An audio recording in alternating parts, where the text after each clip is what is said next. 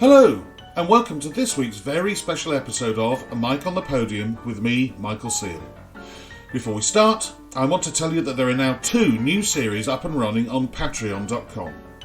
Is the Mic Working is a set of interviews with prominent figures from the classical music world who chat with me about their experiences with conductors. And The Mic Test, where conductors return to answer a brand new set of 10 questions. The first episode of that series is with a real favourite of this podcast, Andrew Litton. Just go to patreon.com/A Mic on the Podium, and for the price of a pint of beer, you can subscribe to these 2 new series and a whole load more. In today's special episode, I conduct a conversation with a Finnish conductor who has been a music director in both Finland and Sweden, as well as being the current chief conductor of the BBC Symphony Orchestra. More importantly, for me personally, he was my boss at the CBSO for 10 years, as well as being a real supporter of mine at the start of my conducting career. It is a very great pleasure to welcome Sakari Oramo. Sakari, how wonderful to talk to you today. It's great to talk to you, Mike. It's been a long time, hasn't it? I don't know how long it's been, but what's lockdown been like for you? I remember messaging you fairly early on, and you were teaching, I would imagine, via Zoom and things like that. What have you been up to? Yeah, via Zoom, absolutely. So I started as a professor of conducting and orchestral studies at the Sibelius Academy sort of 2 months before lockdown started. And of course, little idea had we then that what would come. And it was, of course, quite a big shock at first because we were working with the conducting class orchestra, and I felt I had gotten into sort of really good speed with the events, and then suddenly everything was closed. Okay, we decided that we would just carry on with the studies, but via Zoom. So I guess the studies went much more from the practical side to the sort of analytical side, discussing music, but also discussing conducting technique. And I have to say, we also had wonderful sessions with maestros like Herbert Blumstedt and Vladimir Jurovsky, Simon Young, to name but a few, during the spring. So it was, in many ways, a new experience for the students. That's great. I mean, I've done some private lessons online with some of my private students, and it can be done, can't it? Especially if you're doing the analyticals, learning of scores, and even if you can do it via sort of studying videos as well. But yeah, it's not the same, obviously, as being in a room. But yeah, it's. I'm going to come back to your teaching later on because there are so many things I want to ask you about that. Yeah, just to come in with that, the only time when the Zoom really failed was when we tried to. I decided, okay, let's try to conduct something together, and we were going through the third movement of Sibelius 3 of all pieces, and then we noticed how much the delay was, and how sort of in different times, because we had also people in different time zones and stuff, so it was impossible to do. But otherwise, it worked quite well. I wonder whether we could go right back to the very beginning. How did music first come into your life? Were you born into a musical family, or were you like me? Did it come out of nowhere? It was actually pretty predestined for me. From my mother's side, especially, I come from a very musical family. So my mother is a concert pianist. She was the professor of piano at the Sibelius Academy at the same school where I teach now.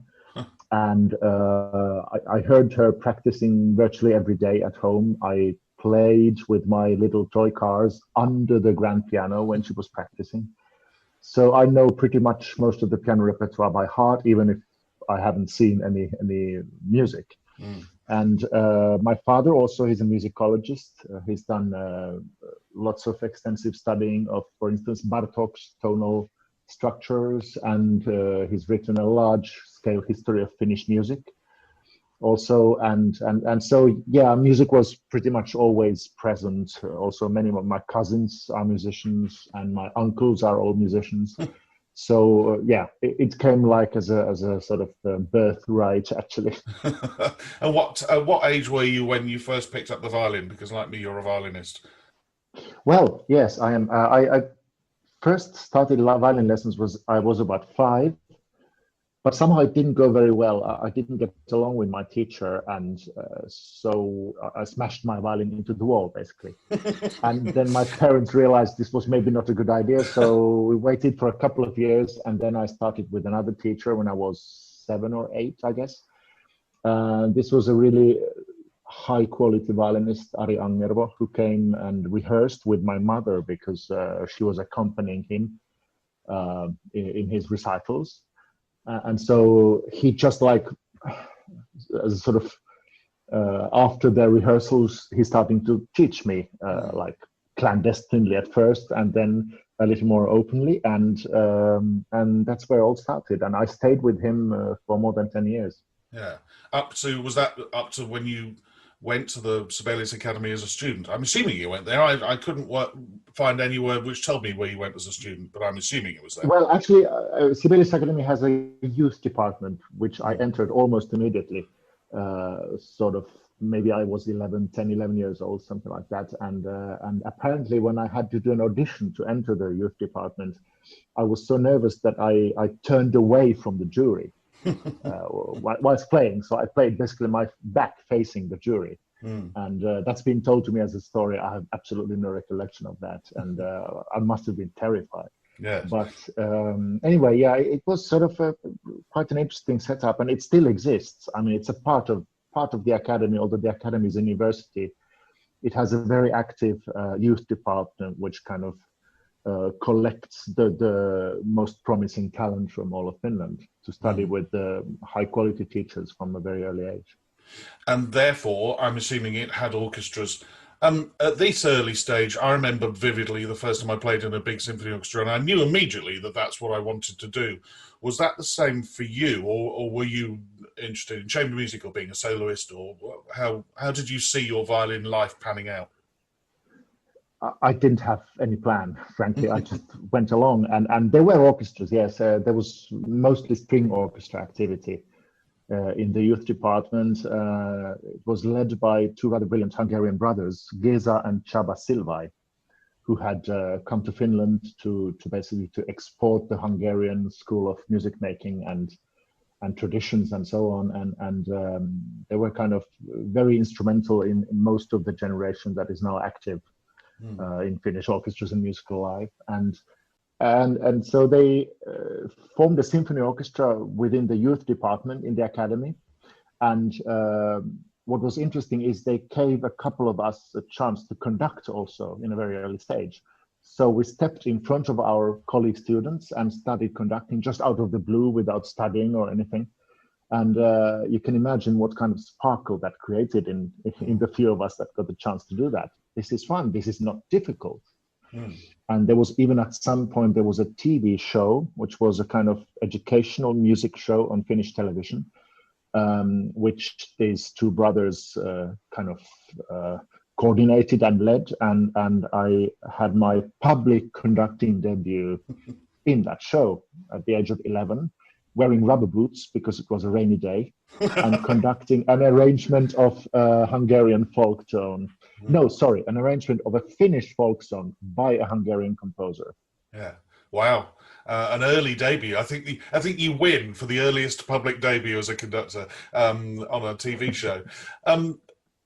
Wearing rubber boots. Well, wearing rubber boots, especially. Yeah. Did it stay with you from that point on, or did it not materialize itself again really until after you'd left and gone out into the profession as a violinist?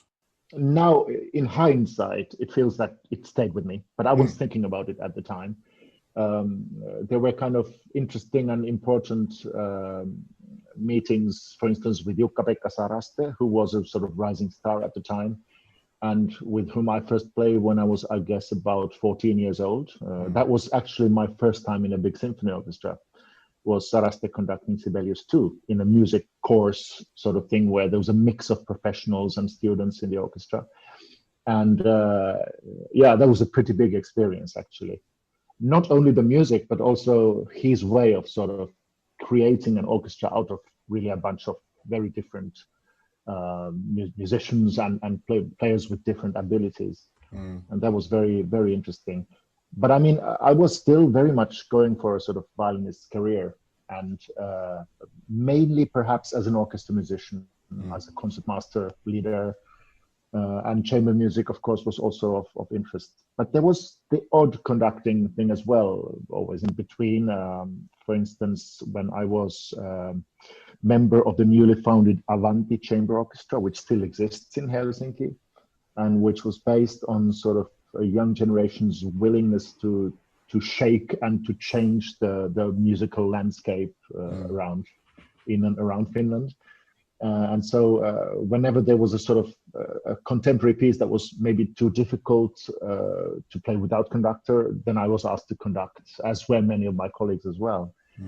And that sort of also created a kind of path towards then being able to step out as a conductor professionally, which happened much later. Yes. Well, the next big thing is becoming concertmaster with Finnish Radio Symphony Orchestra, where I've actually I saw not so long ago a wonderful video of Paavo Berglund conducting Tapiola, and you're sitting number 2 in the first violins, very young, fresh-faced Sakari Oramo. There you are playing. It's a wonderful performance. What were those years like? And who do you remember coming up, other than the great Paavo Berglund, that you would look up and think, now, why are you doing this? Or why am I playing for you better than I'm playing for somebody else? Did that happen? Yeah, it did actually. I was in the orchestra as an alternating first concertmaster for about 3 years. Jukka-Pekka Sarasti was chief conductor at the time. And of course, his concerts were always special, as were Paavo Berglund's, yes, definitely. I remember also playing with Esa-Pekka Salonen, Leif Segerstam, and Jorma Panula.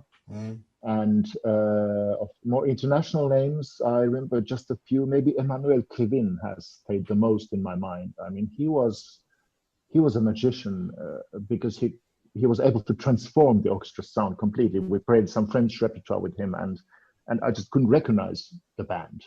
I mean, it was a totally different orchestra just in a few days rehearsal. That sort of thing was interesting. But there were also no names, but there were also people whom I wondered, oh, why am I actually paying for that person? Because they were not worth it. And yeah, of course, as a young person, also you have very definite kind of ideas of things and how they should be. And if it's not quite like that, then you are very critical. Yeah, that's true. I look back on some of the opinions I formed when I first joined the CBSO at 21, 22 and think, my God, what were you thinking? And also, I've often said it on this podcast, but also to people I've taught or spoken to, that I think I probably learnt more from the bad conductors that I played for than from the good ones. You think, well, don't ever say that, or don't ever do this. With the good ones, you're trying to work out why, as you said, they've changed the sound in 3 hours. How have they done that? That's more of a mystery than, just you shouldn't have said that because you've really got me annoyed now. Exactly. Yeah. So at what point, well, I know you were age 24, you enrolled in the Sibelius Academy in the conducting course. Why, frankly? I know you just said that conducting had always been there sort of in the background and you think that's hindsight, but was there a trigger? Was there a reason you thought, you know what, I'm really going to find out what it was all about? And knowing you were going to be taught by Jorma Panula, what triggered it? Exactly that. What you said just a couple of seconds ago. I wanted to know what it's all about, and I wanted to know how a professional conductor, thinks, and what's the difference between my thinking and, for instance, Jorma's thinking or my fellow students' thinking. And obviously, it was quite a sort of busy period in my life because I was having the job in the orchestra, and in the weekends I was taking part in the conducting classes. And also our elder son, Tavi, was born in 1990. So it was all kind of a very, very busy time, but I feel very, very positive, very productive, full of sort of discovery. And I think what Jorma did for me, Jorma Panula, this is the legendary Finnish professor of conducting, he opened up a sort of uncomplicated approach to music. His idea was basically, it's all in the score, just do what it is and find out what's behind the score and just do it, and no extra sort of philosophies or stylistic musings are needed, you just go for it. And he gave the kind of practical means to conduct an orchestra, upbeats and clarity and the way to speak to musicians and all that. And it somehow clicked with me very well. It didn't click with all the students always, but in my case, it was a very fruitful relationship. Maybe because I had a tendency to become a bit too complicated in my sort of music making. I was thinking perhaps too much, and it made my kind of musicianship feel a bit difficult and cumbersome, and stopped me from learning music as quickly as I wanted to. And he gave the keys. I mean, he was great in sort of seeing what a student actually needed. And he didn't offer anything beyond that or anything extra. You had to be sort of the musicians you want to be already yourself. Yes. But he just gave you the keys how to do this job and how to sort of manage and get out alive. I mean, on your recommendation, and I should be ever thankful that you recommended me to go to him. I went to him, and as you know, and studied with him for 2 weeks, and he already in that short time got everything I was doing. Sort of this, I was conducting like a stabbed octopus. There were arms and legs going in all directions, and he sort of brought it down into a much more cohesive way and simplified everything. But you were with him every weekend or for over 4 years and saw, I mean, I've asked others this who were a bit like me. I either went on a short course or did a little bit longer, but some people find it very difficult to put a finger on his style of teaching. They basically, he never really says anything and he's just sort of the odd word here and there. I remember you telling me a wonderful story about how he stopped somebody bending their knees in a class. I mean, whether you could tell us that story, but also whether there were other things he did over those years that you remember that were particularly Jorma-esque.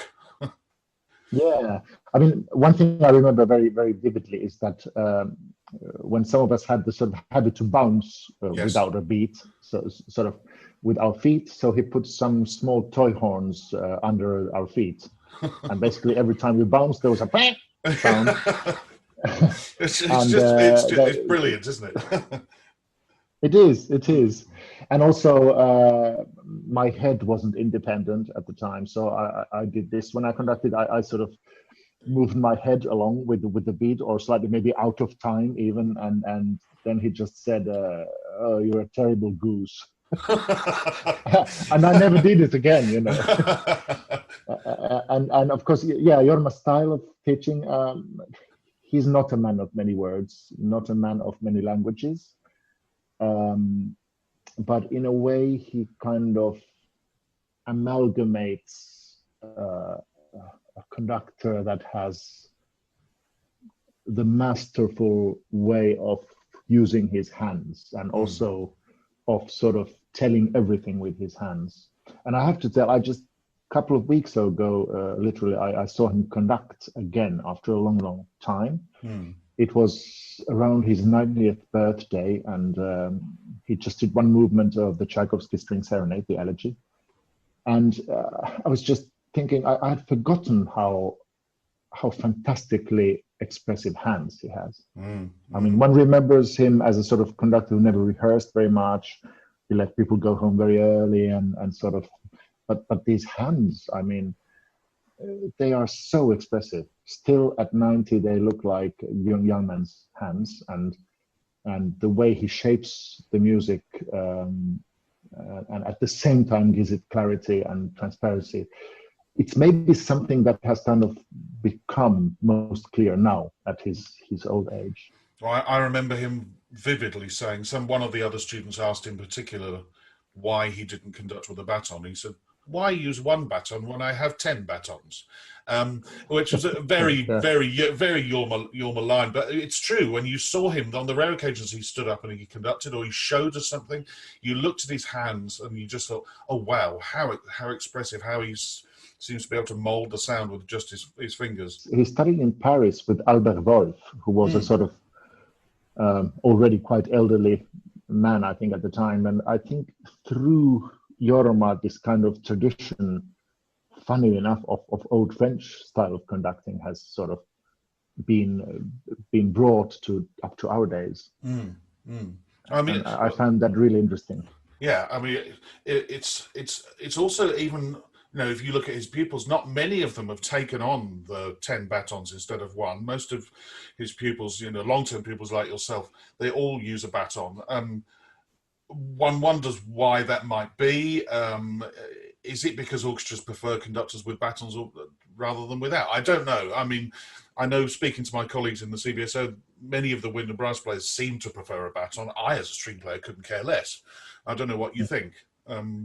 Well, yeah, I can see that, and maybe there was always a danger of sort of feeling like you look like Jorma when you conduct if you don't use a baton in the first place, and also a lot of the feedback that I got from my colleagues then in the Finnish radio orchestra when I started conducting them more, especially, as you say, wind and brass, maybe also percussion players, was that yes, you can conduct very well without a baton, but the baton is a sort of magic wand that makes us play in a unified way. And I had a very strong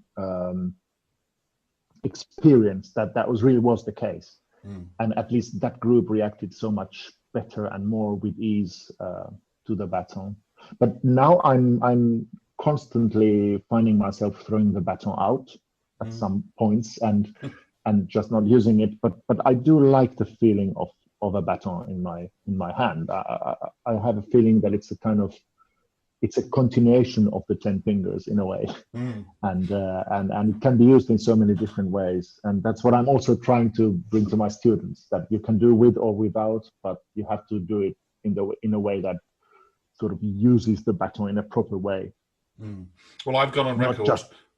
Yes, not just beating. I've gone on record as saying that in answer to the 10 questions, who my favourite current conductors are, I gave the answer, the 3 music directors I played for in the CBSO, and I will stand by this in the fact that your beat is the clearest of any beat of any conductor I have ever worked for, and especially showing the next tempo, which is one of the hardest things we have to do. So, I think the magic wand that you use when you do that is so useful, especially in bigger pieces where the orchestra is much bigger and more spread out. That's one of the hardest things, and I always knew what the next tempo was, and that's no easy trick.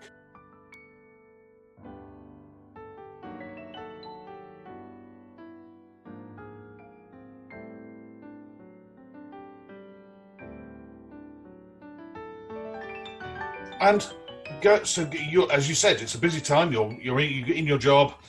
You're conducting and learning with Jorma, and then not long afterwards, you get to stand in to late notice in your own orchestra, which of course is something I've done, and you know about. With the Finnish Radio Symphony Orchestra, you stood in. How much notice was it? And what was the program? Like 2 days. Oh wow! Right. 2 days notice. I was going to play in the program, and it was Brahms' First Symphony, which I had conducted a couple of months before in my sort of exam from the Sibelius Academy with the student orchestra, and gotten terrible reviews, by the way, in the press, especially from one critic who was quite notorious. It was Schumann Cello Concerto with Turlev Tedeen, and I think it was the orchestral arrangement of the 3 Hungarian dances, Brahms, to start the program. So I was kind of not totally unprepared to do that program. And so what happened is I came Monday morning to the rehearsal with my violin, and I saw the manager sort of running up to me and saying, "Oh, the conductor's gotten ill and you have to conduct now, and could you conduct now?" And sort of I took up the rehearsal initially. That was what was agreed, and then after the rehearsal I was told they would like me to conduct the concert, and of course I felt sort of the pressure. But on the other hand, I knew everyone so well, and they were very supportive. And after that, I never kind of looked back anymore. I mean, it was a big experience, really. And they gave you a title. They gave you co-principal conductor. Was that immediately afterwards, or not long afterwards? Not long afterwards, yes. So Jukka-Pekka Saraste was still chief conductor for quite a number of years after that, but he felt he needed kind of someone to sort of rely on bringing the orchestra on when he wasn't there, because he was at the same time in Toronto and he did a lot of traveling. And I was very happy to take that position because I knew exactly what I wanted to do with the orchestra. And did you then stop your job as a player, or did you ever run it concurrently, like I did for 9 years? But at what point did you think, right, I've got to stop playing and just be a conductor now? There was a tipping point when I realized that it's not fair for me to keep the job as a concertmaster when I didn't intend to stay in it. And it happened, I guess, certainly not as long a time as you. I remember you were still in the orchestra there and conducting here and there and everywhere at the time, and I found that really, really exciting. But for me, it was getting a bit too much already quite soon. So I stopped in the job, I guess it was in 92 or something like that. And then went on more or less full-time conducting. So you're guest conducting, 95, you get principal guest conductor for the Ostrobothnian Chamber Orchestra, an orchestra you've had various positions with over the years, right through 2013 they made you artistic director.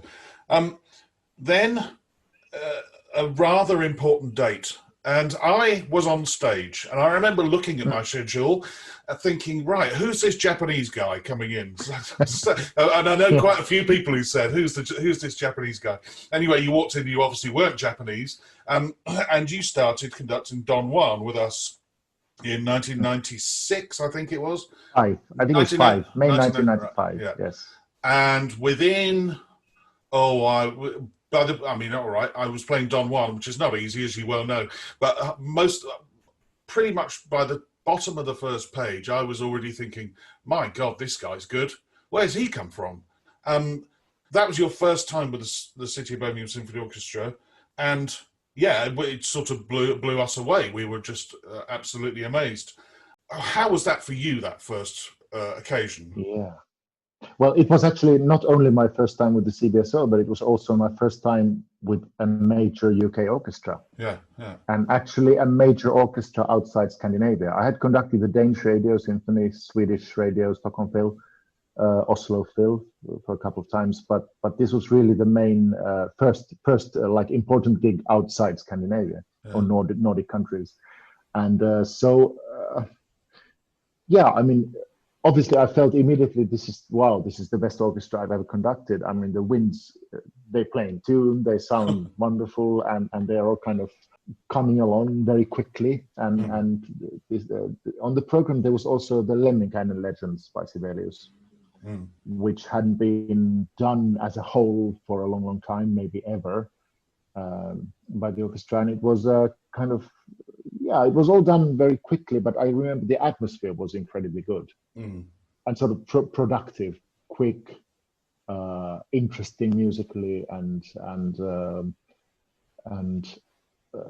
I actually had very little idea where I was coming. I mean, I had been to one of the Orchestra and Rattles concerts in Helsinki, in the Helsinki Festival, some years earlier, without sort of entertaining any idea that I would one day conduct them, but it was sort of still quite a sort of naive, maybe unaware position where I was. So I didn't quite know where I was. And Birmingham, it didn't mean so much for me. I knew Aston Villa, but that's about it, really.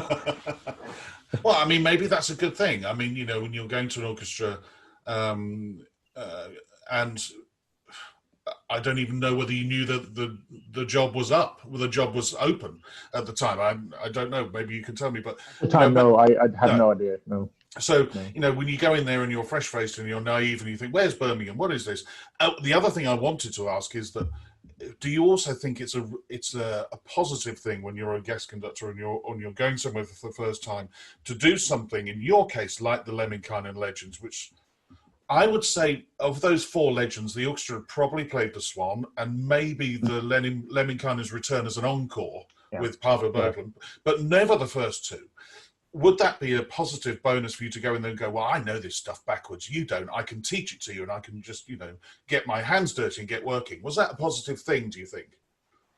For me, certainly it Yeah. was, and it's nothing to do with the fact that I'm Finnish and Sibelius was Finnish. No. It's not the Finnishness. It's more the sort of continued exposure to that music that Yes. I had already. I'd played it with Paolo in the orchestra many times. I'd played it with some other conductors as well.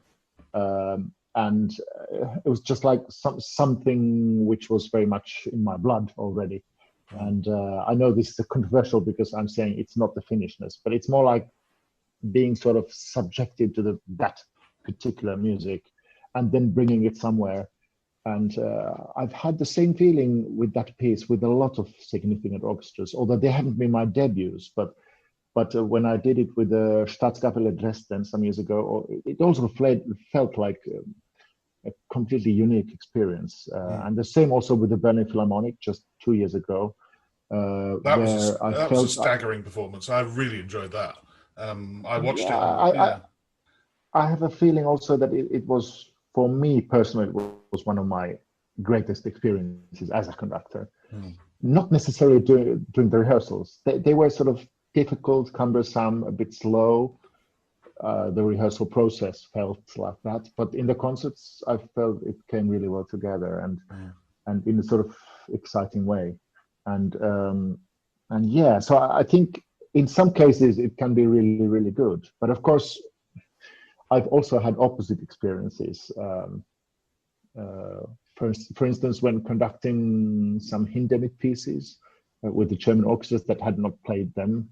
And that music is different in a way. It's maybe not so familiar for me. And I mean, of course, I had sort of studied the scores very well, but it didn't feel like it was gelling in the way that the Sibelius was. And it's maybe also a lot to do with the character of the music. I mean, Hindemith doesn't allow so much input. Yes.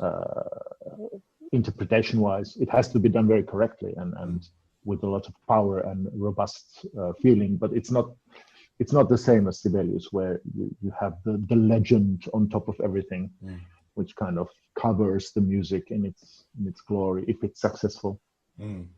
Well, of course, after that first date with us and the Lemminkainen Legends, in 1998, you become, I think you start as principal conductor, but not long afterwards you became music director.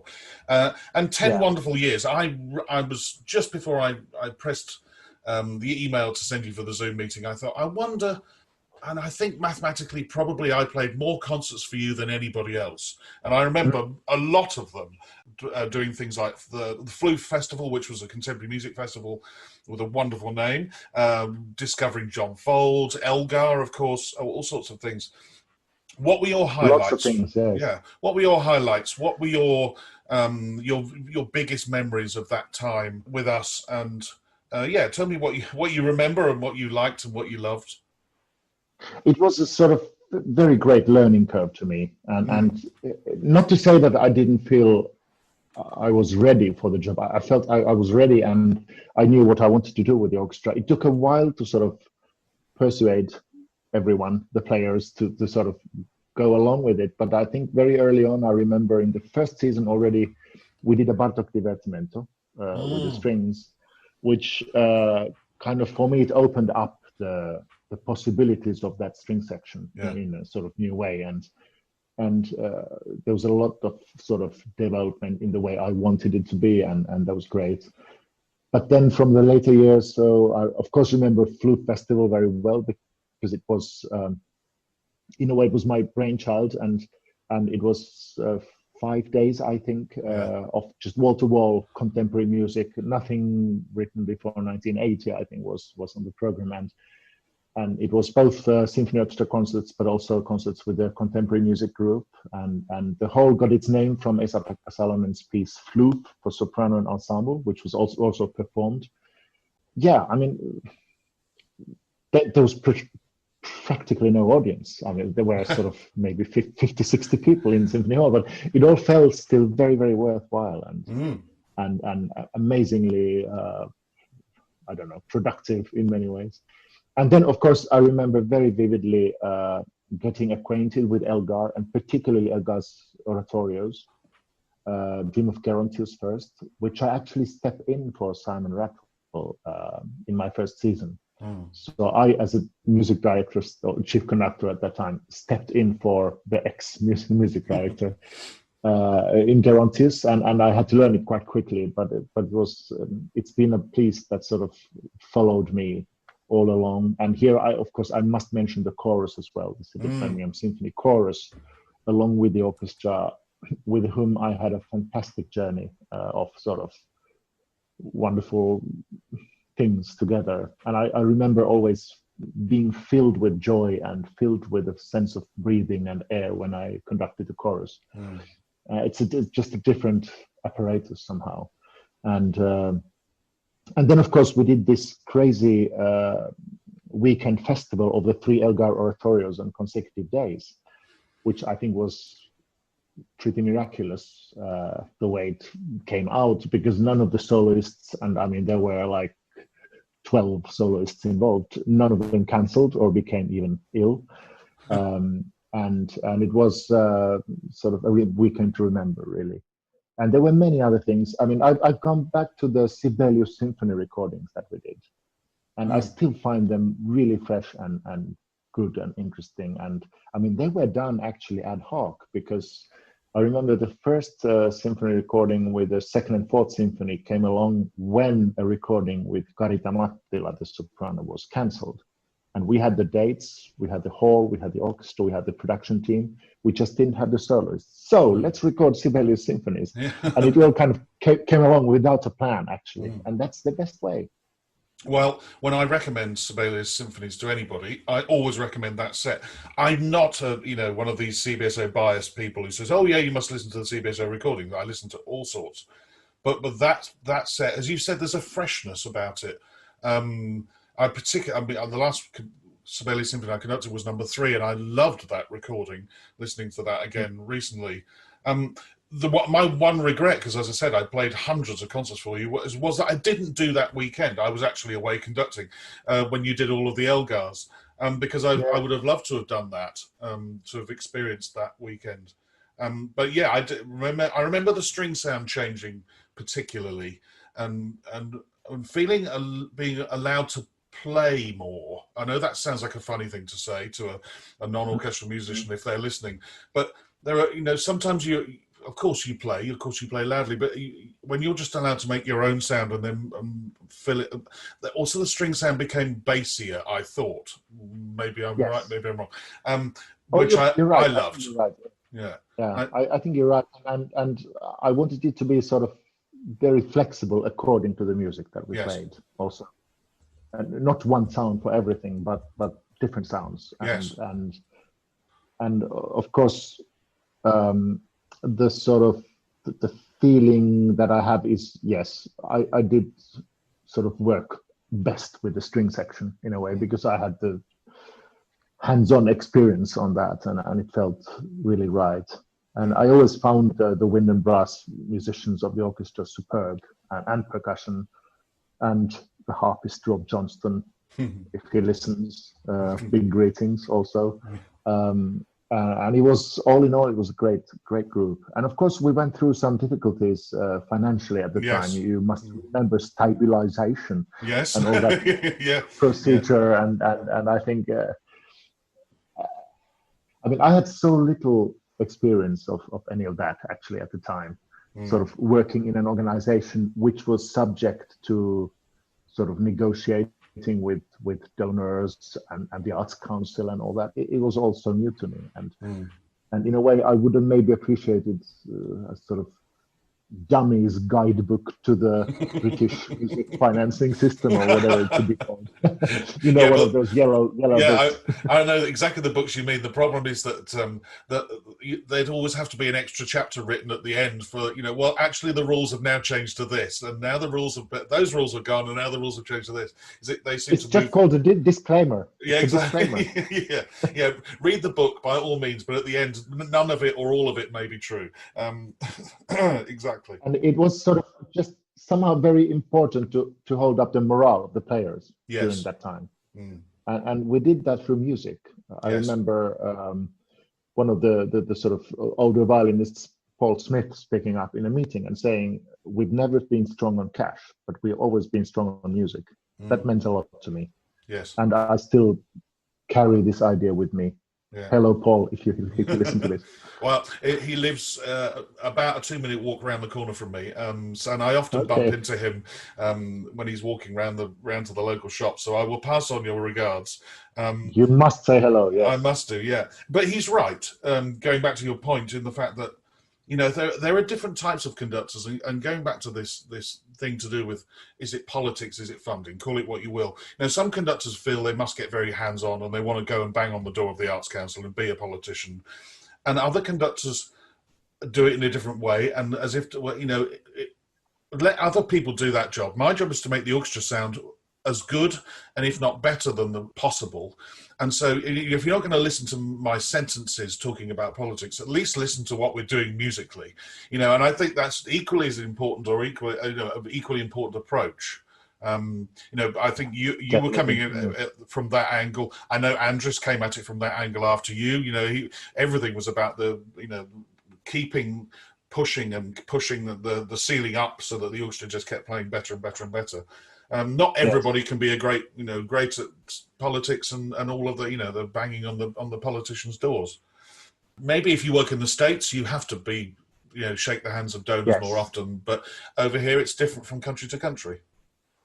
Yeah, and I guess, we have to realize as conductors that we're not living sort of in a separate bubble. We have to be part of the society that we work in and that we work for in many cases. And of course, learning about how it works in different countries is one of the most interesting aspects of the profession. And I really enjoy it. I find it very, very interesting. But just at that point with the CBSO then being in sorts of difficulties financially, it was just somehow so new, so inconceivable. How can an orchestra of this quality be in such difficulties?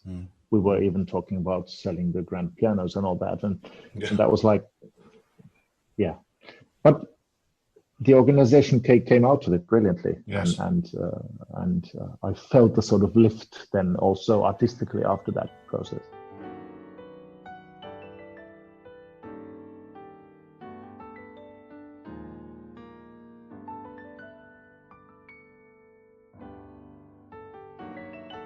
You just mentioned serving the community. I'm going to come back to Royal Stockholm in a minute, because really from 2003, almost since then, you've been either principal conductor of the Finnish Radio Symphony Orchestra, your old orchestra, or at the BBC Symphony Orchestra. So radio orchestras which are serving the community via radio and not necessarily via ticket sales and all of that sort of stuff. What is it about radio orchestras that you like? I suspect there's an element, because I know you love contemporary music, of being able to just play anything and everything, also neglected masterpieces or things like that. What's that been like the last sort of 17, 18 years of working with radio orchestras? Yes, that's an interesting point. And of course, as you mentioned, being able to have the freedom to program almost anything is great about them. And I feel that also my time with the Finnish Radio Symphony Orchestra as a chief conductor then kind of prepared me also for my next job as the chief conductor of BBC Symphony Orchestra, because of course they work differently in parts, and the organizations are very, very different. The BBC is a huge media organization, and YLE, the Finnish broadcasting company, is much smaller, but of course it's a very high quality institution culturally also. And but I felt sort of, when I studied with the BBC, that I had kind of the tools to work with the radio orchestra in a way. And what I also find really great is that your work is documented properly. That every concert is somehow, I'm able to listen to all the concerts, listen back and make my own judgments and how it worked, and also listen to other people conducting my orchestra, even though I'm not in the same city, I'm not present. I do follow the recordings eagerly, and and I just think it brings something. It brings another kind of dimension to my work, because I'm more informed of what's happening, even though I'm not always there. It's almost like you've got the ability as a manager of a football team, is that you when you're not there, you get to watch replays of the team playing. You can hear what your orchestra's playing like in the weeks when you're not there, which I'd never really thought about. I think that's a very important thing, isn't it? And you can probably, because you know your own orchestra so well, you can probably hear when they're playing for somebody really well, or when they're maybe struggling for somebody. And absolutely, I think that's very interesting. Before we leave radio orchestras, last night the proms. I've always wanted to ask you, because I've not spoken to you. How was that for you? And especially giving the famous speech. Was it something that you fretted about or worried about, or was it knowing you, do you just take it in your stride? I've done 3 last nights to date, and I feel the speech has gone better each time. Of course, it's the thing as a conductors that we're not trained to do. Actually. Yes, exactly. We don't seek to be trained to give a speech, and to give a speech in front of course, that audience of about 6,000 in the Albert Hall, but also the millions that watch it in various parts of the world, it is frightening. It is frightening, and also because I'm not speaking in my native language. No matter how well prepared I'm always going to feel that I have to formulate extra clearly just to be sort of understood. It's pretty interesting that many people think, the conductor just comes there and speaks, but it's actually very well prepared. So there's a sort of compulsory part of the speech that you have to do and you're expected to do, and it's fine because it's part of the tradition. And then there's a sort of maybe 1 minute and a half of sort of personal time where you can give your own insight on something, an issue that you want to talk about. I've taken up music education and so on. And it's actually a very narrow window of sort of personal input, if you like.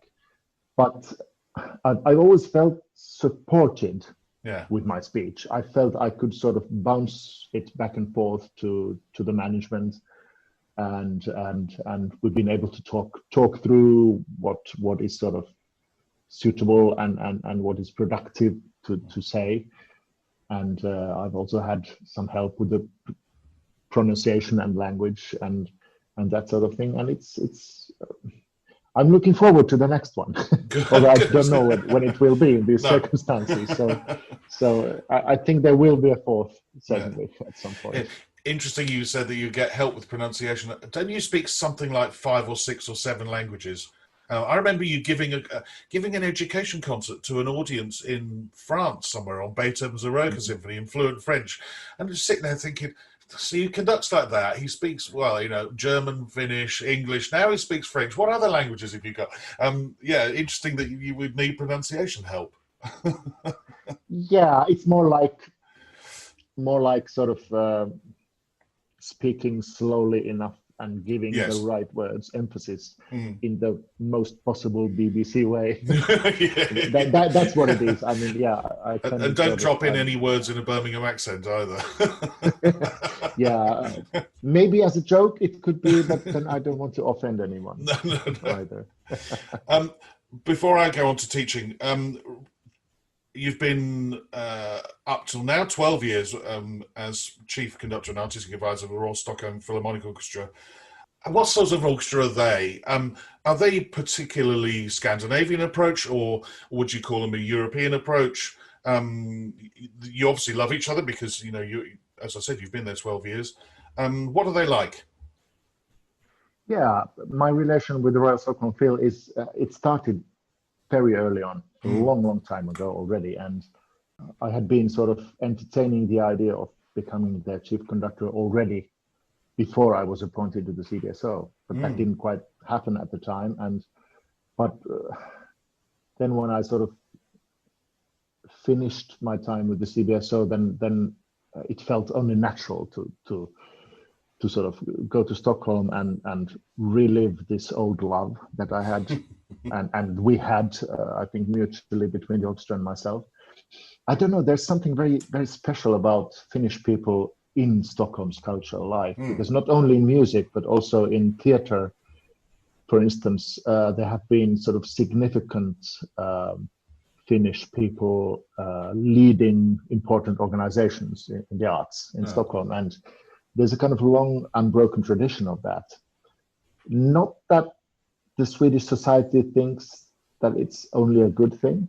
Maybe there is something also of a sort of an attitude towards that feels not quite comfortable in a way. But for me, my relation with that orchestra has been constantly a sort of a wonderful artistic journey. And you're asking about the orchestra style. I mean, it has a distinctly Scandinavian sound, I think. But it also relates very strongly to the sort of European style of playing, and obviously all orchestras are quite international nowadays. I mean, there are many people who have come from abroad, including 3 Finns also in the orchestra, and in a way it's an international group, but still predominantly Swedish from the background of the musicians. Yeah, it's been a sort of growth together this time with them. And what I particularly like is Konserthuset Play, which is a sort of on-demand streaming service where they put performances properly filmed from concerts online, and they stay there, I mean, in this sort of database of performances for a longer period. So this is a way to spread our work much wider and to get noticed and get attention. Because what that orchestra lacked when I started was an international profile. They didn't really travel that much. We've done quite a few tours now, and we were supposed to do one actually pretty soon, now in October 2020, but it was obviously mostly cancelled. I'm really glad that we're able to do 3 concerts in the Musikverein in Vienna. Wow. Which is a sort of return there. We had 2 previous gigs with me, and also I think with my predecessor Alan Gilbert there, and it's been it's been a great relationship, and I can see it coming to a natural end at the end of this season. But I will obviously carry on working with that orchestra regularly.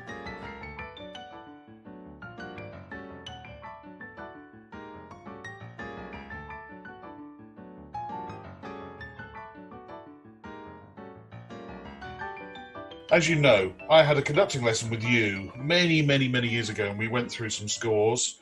And then you so kindly, you came and watched me rehearse an amateur orchestra, and I was conducting Walton 1, and you came and sat next to the horns and probably frightened them to death.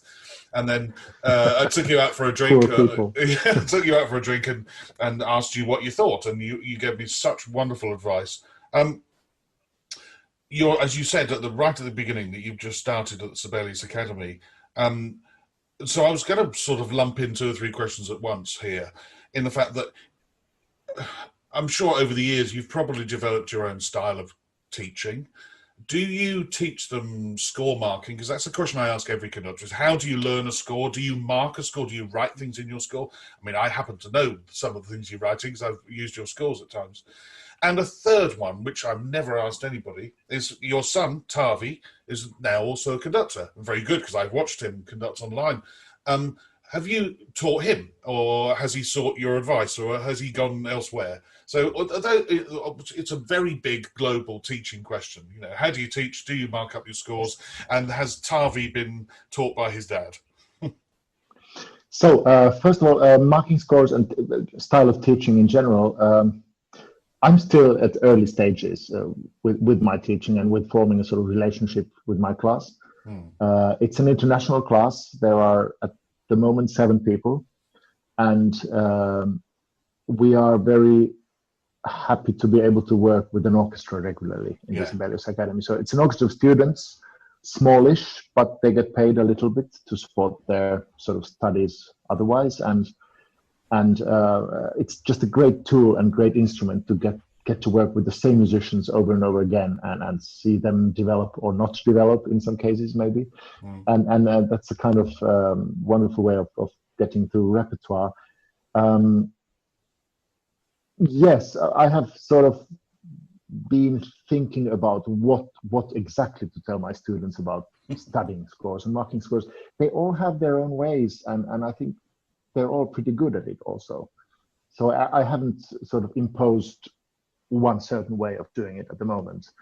What I want them to do is to be able to sort of relay their ideas of the score with their hands and with their speaking about music as well. That's been my primary concern. And rehearsal technique also, when to speak, when not to speak, what to show with the hands, what not to show with the hands, obvious things, and so on. So it's kind of, it's still forming in a way, and yeah, we'll see where it ends up. I'm sure I will change quite a lot. And also, it has to go a bit individually. Yes. For each student in a way, and that's why I've started a new thing in the class, that I'm actually having private lessons with them as well, which is sort of preparatory lessons where we can discuss either the piece that we're working at the moment, or more general things, or rehearse sort of in a dry way basic beating techniques, posture, breathing, how to fix your gaze, your eyes into a distant point, and at the same time keep doing something which is very close to you. All that sort of thing can be sort of practiced, as it were, dry, without an orchestra, without even a piano or something. And I think that's really fruitful, because I can then sort of also relate to each student's problems individually, and also to learn about their good sides. I'm also able to use them as assistants when I conduct one of the Helsinki orchestras, which is great. They usually come all of them as a group, and they have usually very, very precise comments on the rehearsals and how sort of they think it should be balanced and all that. It's very useful to have this dialogue also. So it's not only that the professor teaches the students, but the students also teach the professor in a way, and learn by doing that. That's really interesting methodology.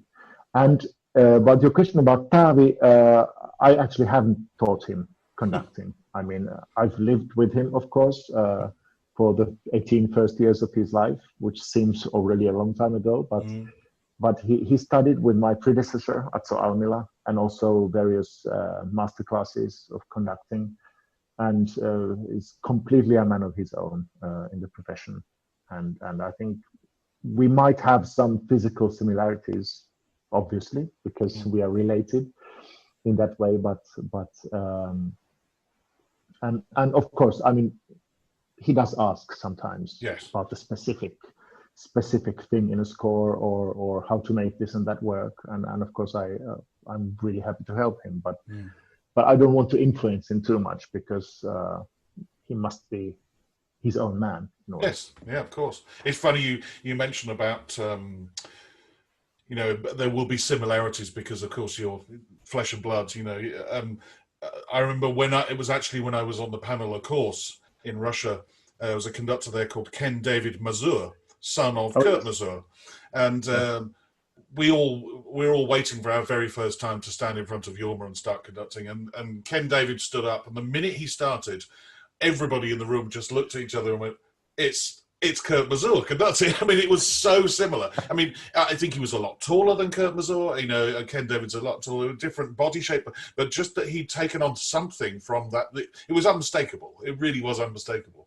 So I think some things like that are unavoided. There are just things, things you can't really avoid, and you shouldn't either, because it's natural. I mean, I think personally, when I've watched back at videos that I've done, you know, conducting, I can see bits of Rattle in there. I can see bits of you in there, because you know I played hundreds of concerts for you and Simon, and also Andres. And I think it's unavoidable. These things sort of, you know, wash. It's like osmosis. It will happen. Yeah, we all influence each other in a way. Yeah. It's true. Yes. I do remember one thing you telling me about. I can't remember what I was conducting or what it was we were talking about, one particular piece.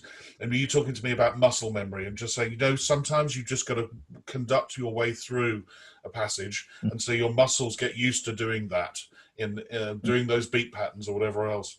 And I've stuck with that for years. Anything particularly tricky, I will just practice it until it's in the muscles. It's like a sportsman. A tennis player would practice his serve, or a golfer would practice his swing, and we should do the same. This is a question I can ask you because I've known you for years and I consider you a friend. Is there anything the current Sakari Oramo would go back to the younger Sakari Oramo when he first started conducting and say, look, with my experience, you should maybe do this and not do that? Is there anything do you look back and think, do you know what, I'm the product now of all of these years of conducting, and I'm so glad that I made those mistakes, or I made those errors, or I did that wrong, or I did that right? What would you say to the young Sakari now if you could meet him? That's a really interesting question, and a good one. I think I would, yes. I would maybe try to get him to focus on the right things, if you know what I mean. I have a feeling in my sort of memory and body that I wasted a lot of energy on things that were not essential to the performance. And that's, of course, something you learn by doing the profession, by just conducting years and years, hundreds of concerts, and the most varied possible repertoire.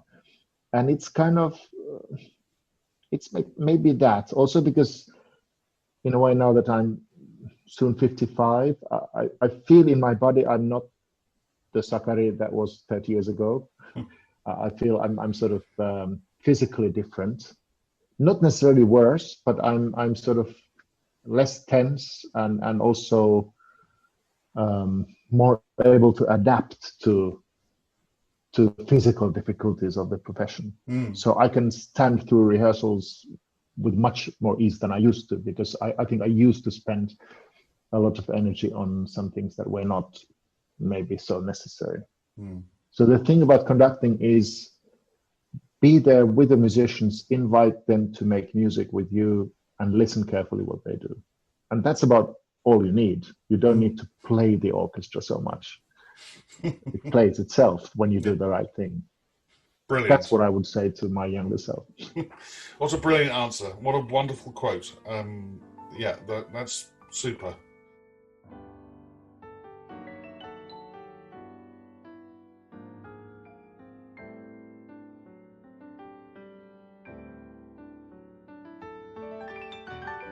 Sakari, it is 10 questions time, and I always start with the first two lumped together as one.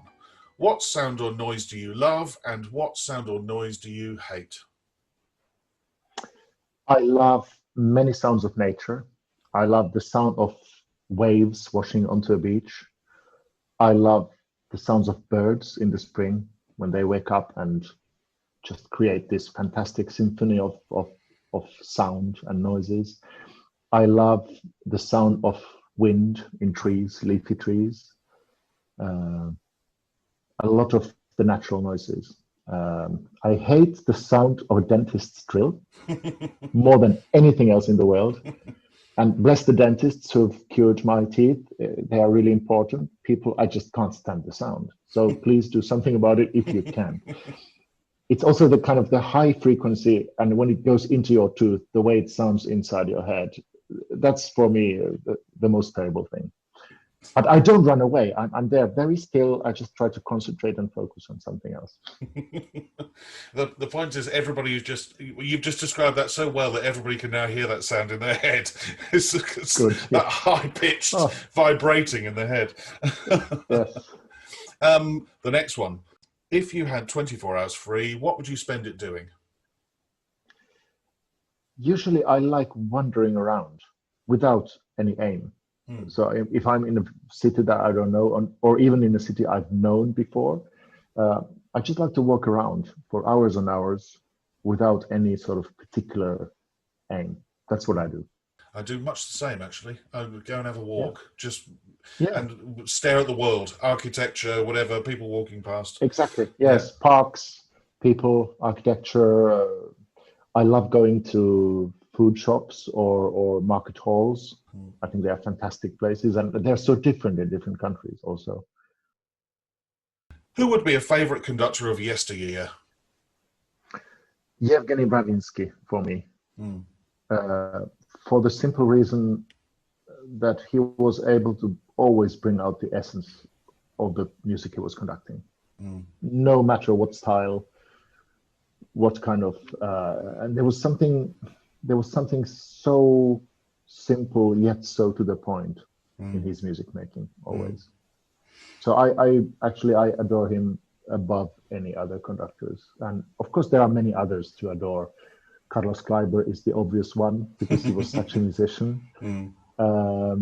But yeah, Mravinsky would be my choice number one.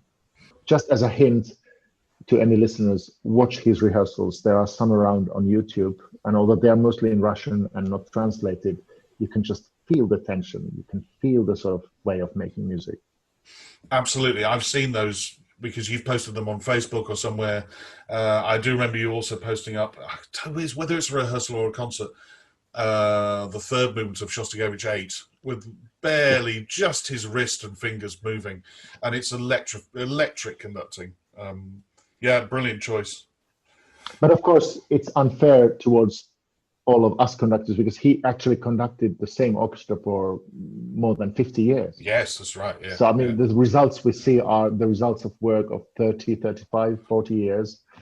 And I suppose he had pretty dictatorial powers to the players at the time, and I've heard stories.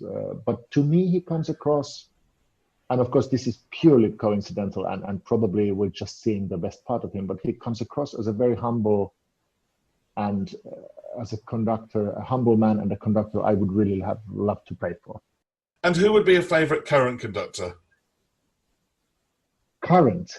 Yes. My favorite current conductor? Yes. Herbert Blomstedt. He's absolutely amazing. And he's still going strong despite of his very high age. You don't even realize his age. No. And you shouldn't. And he's always become, sort of during the decades I've heard and seen him, he's become just better and better all the time. What is the hardest work you have ever conducted? I give two works. First one is Messiaen's oratorio Transfiguration de Notre Seigneur, which I did the Finnish premiere of in Helsinki years ago. I just found it so hard. I'm a big lover of Messiaen's music, and I find all of his music so natural, but that was just an ounce too much in a way. And I think it is a masterpiece, and it is a great work. It has so many difficulties, not only just the sort of beating patterns are difficult, but also the sort of getting the right elements in of elegance, lightness, depth, and emotion without too much emotion. That's what I find really hard. The other piece that I found incredibly difficult to conduct, and I've recorded it with the Royal Stockholm Phil and also conducted it with the BBC Symphony, is the Carl Nielsen's Sixth Symphony, which is a kind of big middle finger to the whole music business from Nielsen. I mean, it's frivolous, it's humoristic, but it's also in a way incredibly sad and in a way bitter music. And I love the piece to bits. I think it's a wonderful piece of music, masterful, but it is very, very hard to bring off. It's the only one I've never conducted. I've done all the other five, and I, like you, love it. And as you say, it is the biggest middle finger. Also, frankly, to his colleagues in the string set, the violin parts are horrendously difficult to play. That was one of the very few pieces I ever practiced before a Monday morning rehearsal. Most of the time, you could turn up and read anything, but not Nielsen Six. So yes, that's a super answer. Yeah, it is incredibly hard, and yet when it goes right, it sounds very easy, very natural. When traveling abroad to conduct, what item could you not leave home without? I always carry with me my own pillow, because I'm very specific on what kind of pillow I can sleep with. And I found the ideal solution. I will never, ever leave it back home when I travel. I'm going to mention something else that I do know about you. I could have changed that question to something else, which is what item do you struggle to leave when you leave Kokkola, which would be your car, your Citroen DS, which Indeed. how many weeks a year do you get to drive that? For the listener, Sakari has my dream vintage car, which is a Citroen DS from about the 1970s. 1973, yes. Oh, wow. 1973 it is. And yeah, at the moment, actually, I've got it in southern Finland near Helsinki, where we live. And it's now in a garage, obviously because winter's coming. Yes. So I usually take it out from the garage in April, maybe May, early May, and then drive with it during the summer, not all the time, but when it's possible, and put it into the garage latest by the end of September. Yeah. So it avoids the sort of wet conditions of the Finnish winter and all that. But it's still a nice little hobby to have. Although I don't do anything to it myself. I leave that to the professionals. But it's such a beautiful object. Yes. Oh, they were ahead of their time. They still look cool today. But hardly any cars from 1973 look cool today, but that one still does. It's a thing of beauty. And the ride quality is still amazing. Yes. No matter what you compare it with. Yeah. What is the one thing you would change about being a conductor? I would love our work to be more dialogue and less telling people what to do. And of course, I see that this situation now at the moment is very much a result of the way the history of the music business and orchestral business has come about, which is the players come and play and the conductor tells them what to do, basically. And of course, there are variations of this. There are people who do it in a sort of very skillful way, that the players actually feel that they are in control. And but I sometimes feel I'm sort of a little bit alone when I think about, especially when we think about an orchestra's sort of long-term well-being and plans. I would like to have more dialogue, but in a way it's quite difficult because you're always touching upon subjects that are kind of variable inside a community of musicians, and not everyone thinks the same, and it's really hard to find a sort of common ground, common opinion on things, how to go forward from this point. And it's a thing that maybe comes from my background as an orchestra musician. And when I was in the orchestra, I wanted to be very active and to be sort of influencing the way we work, and maybe sometimes too much. Maybe I pissed some people off, I don't know. But I'm sort of always thinking that musicians have so much knowledge and so much sort of inside feeling about things, and that's not used properly by orchestras, because you're just telling them what to do instead of harnessing their own energy. That's so true. You know, that there's this mass of wisdom accumulated across all of the players in the orchestra, and more often than not, you either have the attitude of, well, tell us what to do then, Mr. Conductor or Mrs. Conductor, or as you say, you know, there are characters who want to sort of be involved more, but they're either shouted down or that you know, that being a character is frowned upon. That why is he asking another question? Why is she saying that again? You know, that sort of thing. And I suppose it's the difficult thing of trying to have a small group mentality of, let's say, a dozen musicians where everybody does have input, and then putting that into a group of 80, and that's quite difficult to achieve. But wouldn't it be lovely if you could? Yeah, absolutely. And one more thing I would like to change, and I guess it's changing gradually. I'm really happy to see more and more female conductors come onto the podium.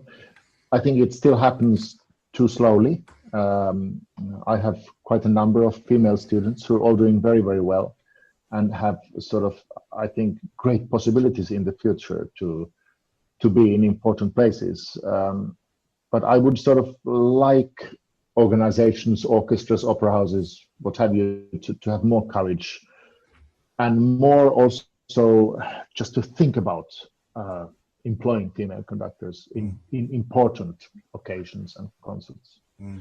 Those are the two main things that are on my mind at the moment. What profession other than your own would you like to attempt? Organic farming of vegetables and perhaps also a limited number of animals. Thinking about chicken or sheep, but nothing too big or too demanding. But yes, I really like the idea of growing your own food. Maybe not for sale, not for living, but just for your own use. And do you? And if that's considered a profession, then yes, especially now in lockdown time. Yeah. We have, together with my wife, Anu, we have grown quite a lot of our own vegetables, and it's been a fantastic thing to do. I mean, we've had some things already in the previous years, but now we've really had the time to concentrate on that. And yes, the harvest is quite a nice thing to do once you get through all the work of seeing it grow and wondering whether it will ever grow. Then when something grows, it's fantastic, and then you eat it and it tastes yours. Well, maybe that's the perfect lead in to the final question, which is, if the world were to end tonight, what would be your choice of final meal and drink? Well, thinking about where I am at the moment when we're doing this interview, Mike, I think it would be a hearty Italian pasta dish with a decent glass of maybe Brunello di Montalcino or something like that. A good Italian red wine. That sounds wonderful. Sakari, it's been a real joy to talk to you again and to see you via Zoom. And I hope that in the very near future we can see each other again in the flesh and sit down as we've done in the past over a beer and have a good old chat. Thank you. That would be absolutely fantastic. And thank you, Mike. It's been fantastic to talk to you and to go through all these questions and emotions and memories and what have you. A Mic on the Podium was devised and produced by Michael Seal, with music by Ben Dawson. Next time, I chat to an English conductor who, like Sakari Oramo, shot to fame in 1998, when he took part in the BBC Young Musician Conductors Workshop, going on to become the assistant conductor of the BBC Philharmonic. His career since then has been truly international, conducting in concert halls and opera houses across the globe. Until then, bye-bye!